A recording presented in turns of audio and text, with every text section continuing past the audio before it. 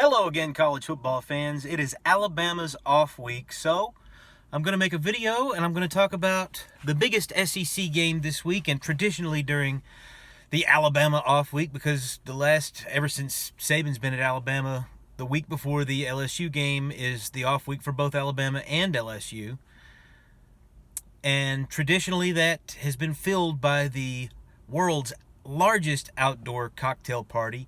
I don't know what the PC Nazis or the people at ESPN are calling that game these days, but it will always be the outdoor cocktail party if I'm going to talk about it. And unfortunately, I'm going to talk a little bit about Florida, but I'm going to mostly talk about Georgia for shameful reasons. I'll get into that in a second. Florida, first of all, they're just not that interesting right now because they're too big of a mystery to be all that interesting. I mean, is Billy Napier the guy that can get it done at Florida the way their fan base is going to require very soon, much sooner than later, if you're Billy Napier?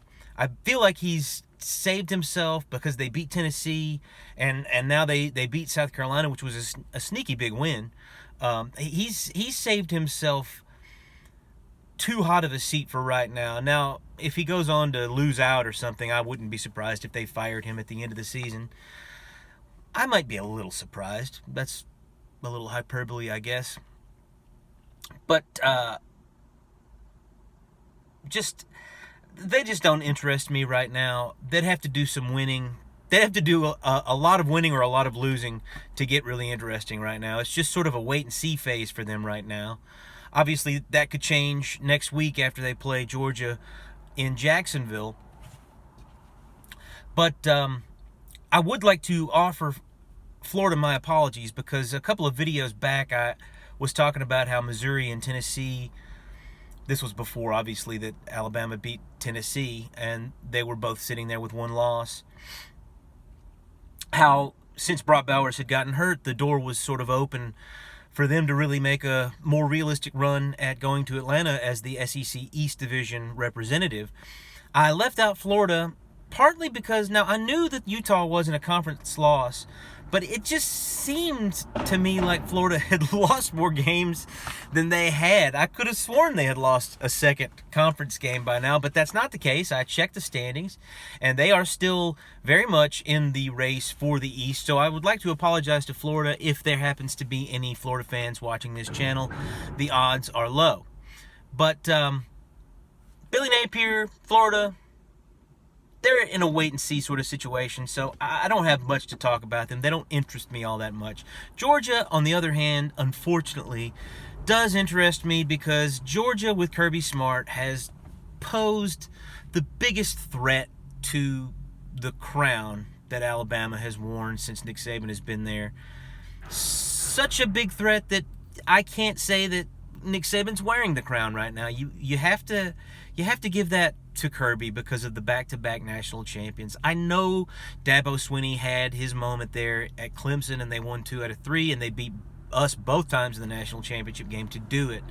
And so I personally give Dabo a little bit more kudos than I do Kirby, because he had to beat some pretty rough juggernaut Alabama teams in national championship games to win that one. And it took everything we had to beat him in the one that we won in 2015.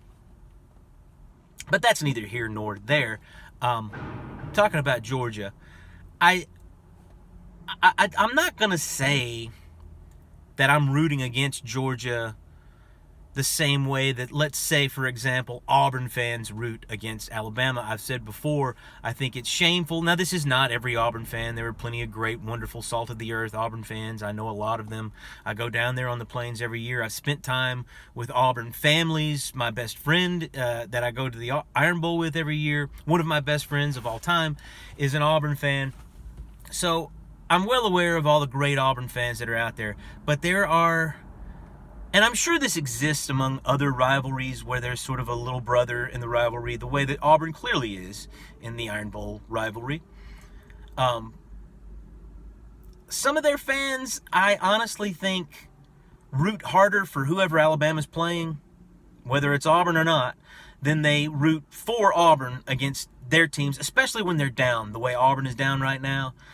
There's a big portion of the Auburn fan base that couldn't care less what Auburn does this year, just as long as Alabama fans have to eat a little bit of shit, and whatever. If that floats their boat, that's fine with me. But I feel like it's embarrassing, and I hope that I never find myself in that situation. But I am finding myself in a little bit of a situation in that neighborhood with Georgia right now, because honestly, this season, it's a bigger deal for me to knock them out of a national championship than for us to win a national championship. Now, I want it to be us. I want it to be us knocking them out in the SEC championship. Now, that will probably require them to lose a game before then, which now that Brock Bowers is out is more of a possibility than it has been in the past couple of seasons.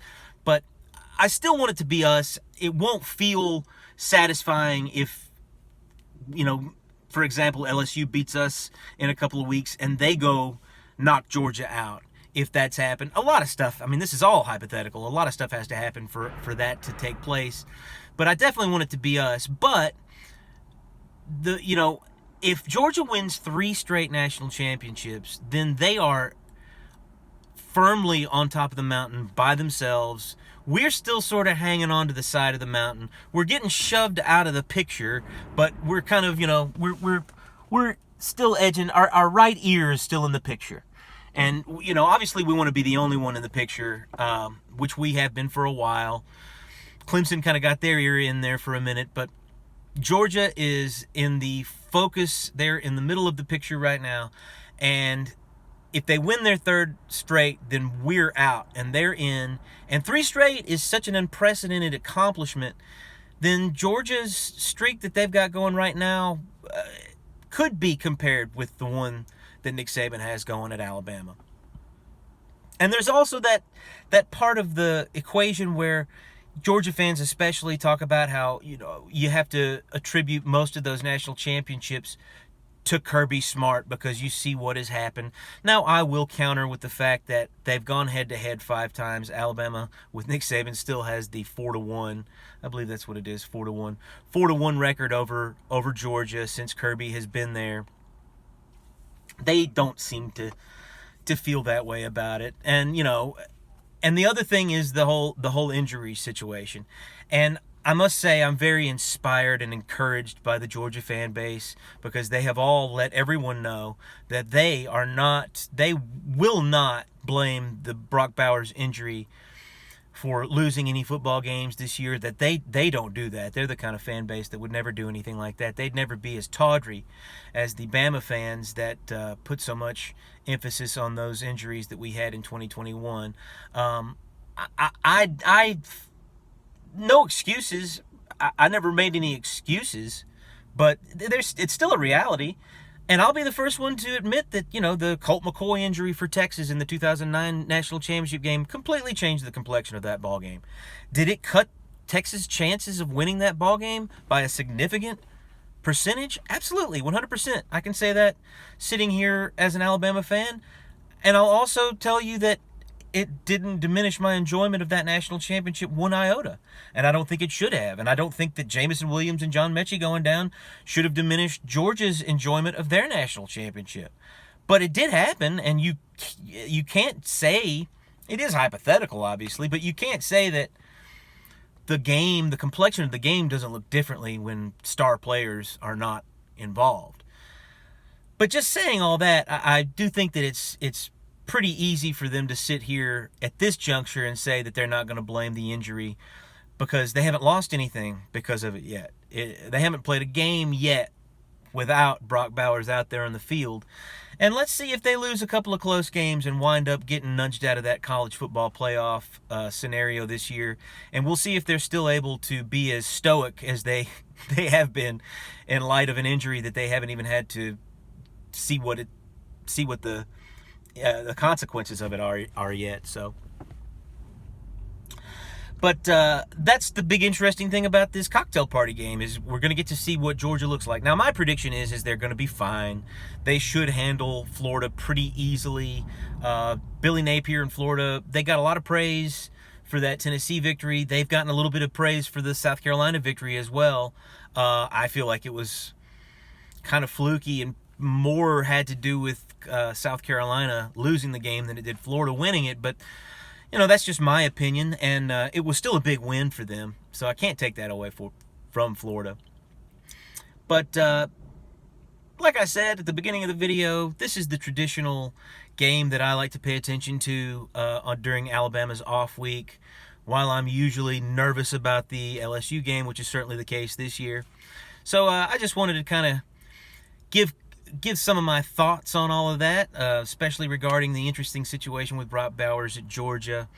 And I hope you enjoyed my off-the-cuff short little video. I may do some more of these before Alabama gets back on the field. I suppose I will do a Week 9 review after that's over with, so stay tuned. There's more Bama Randy to come. Thanks for watching.